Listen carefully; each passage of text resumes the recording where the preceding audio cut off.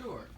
So this is Ryan Kerr, our chemical engineering intern, who's doing a huge amount of work on fuel quality. So. Hello.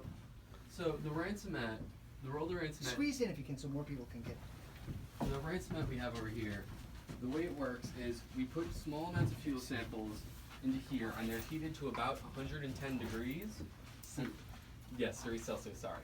And they also have air flowing into them. And the hope of this is to speed up the degradation of the fuel into a manageable amount of time, so we can see if the fuel is good in usually about 8 hours. So if it's above 8 hours, it's an acceptable fuel and it will last a decent amount of time. If it's below that, it fails the test. So the hope is to give it to us in, not having to wait to test it for months to see if it's going to degrade over time. So excellent. So one of the things that we've been looking at is copper. We're really interested in the effect of copper. Because people say, well, copper can degrade fuels and things like that. So we've been taking fuels, we've got tons of little copper pieces that we're exposing the fuel to, and then running this ransomette test before and after exposure to copper. And one of the things that we've been finding is a huge effect. It's amazing to us how strongly the copper can affect the results of the ransomette reading. We have some other tests now that are underway to evaluate kind of the so what question. I mean, does that mean that this test is a useless test, even though everybody uses it? It's kind of been, we've kind of caused a stir. So you test the fuel by itself and then you introduce it and see how it operates afterwards? Kind of, we do it both. So we'll make a fuel batch, let's say it's a biodiesel blend or no biodiesel, and we'll take one part set to the side, the other part we'll expose to copper for a day. Right. And then we'll run both of them through the ransomette. We can run 8 samples at a time. That way you can see what. Yeah, Yes. so before and after the exposure Right. to copper. And without exposure to copper, they do much, much better in this test than otherwise. So, but what are we going to do? We all have copper in our fuel lines. And it's not just bio, because it applies to regular straight up fuels as well.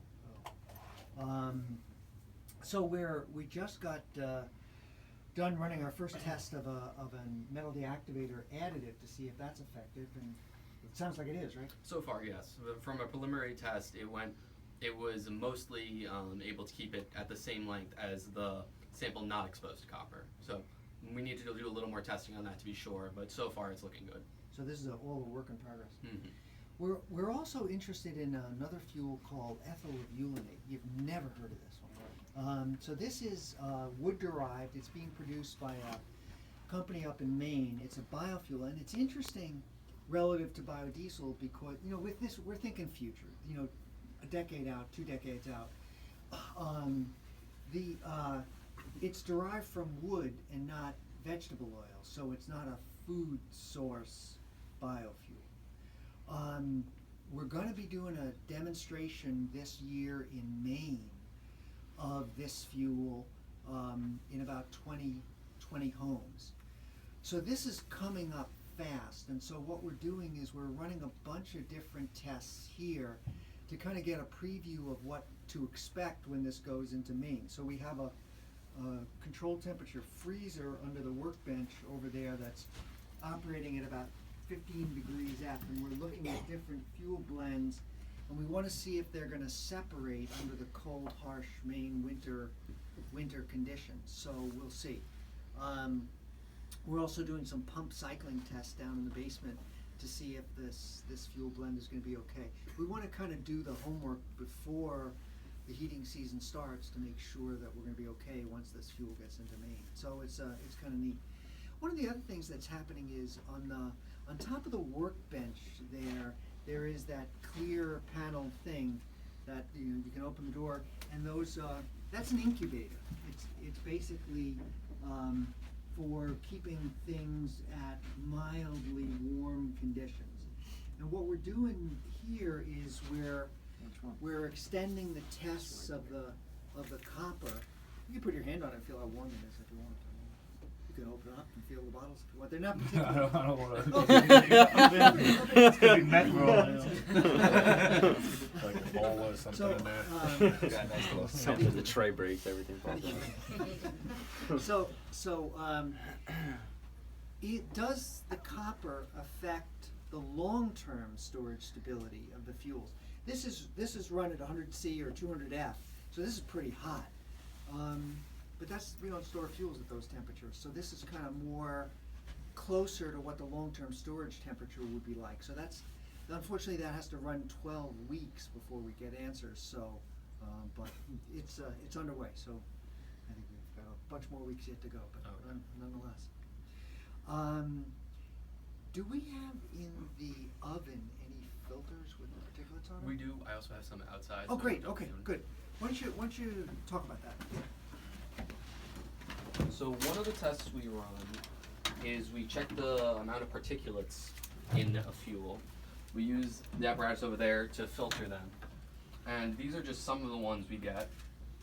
There's some really bad ones. These are relatively good compared to them. Let's see if I can find a really bad one. How much you run through that? Usually about 800 mLs. This is one that was a copper exposed one, so there's a lot of excess material. And this is only one of the filtrates that came out. Sometimes, if it's really bad like this, it can take hours to filter through there. And we just, try and analyze, here's a fuel that was pretty bad, covered in particulate.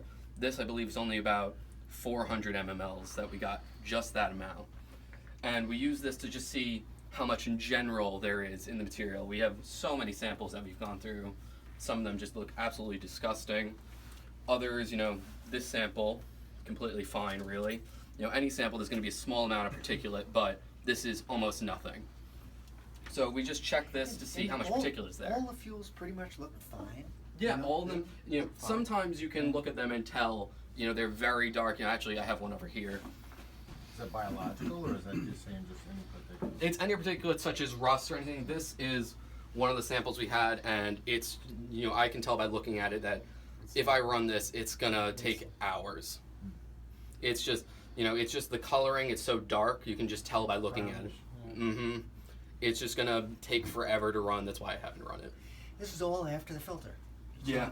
So we converted some homes, including my home, to a 2-micron diesel spin-on as a test, and we'll see how that goes. So that's a work in progress. So stay tuned. Are there any benefits to the biodiesel compared to how it used to be for decades, just regular oil? Cheap.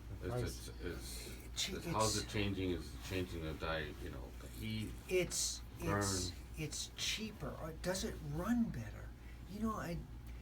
It runs at least as well. It's a sulfur-free fuel, so it has zero sulfur emissions that way.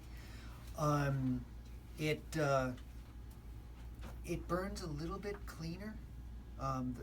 Sulfur correlates with the particulate emissions, so it's a bit cleaner that way. But when we go and talk to states in the Northeast, state agencies and things like that, one of the things that we very often hear is that we the states are on a path to renewable futures. How are you guys in the oil industry on that path? Or are you not? And it's really important for us to have a vision of how we can become part of that renewable future. It's again, this is decades out, but we've got to be thinking that way to at least have an idea of how we can get there. So it helps tremendously in that way. Make those arguments. Okay. Any no other questions? How about a thank you, Tom Butcher? We really appreciate this, Thank you. and thank you. Brian, Art. Thank you. Thanks. Sure. Happy to do it. Thanks, guys. We really appreciate it. Sure.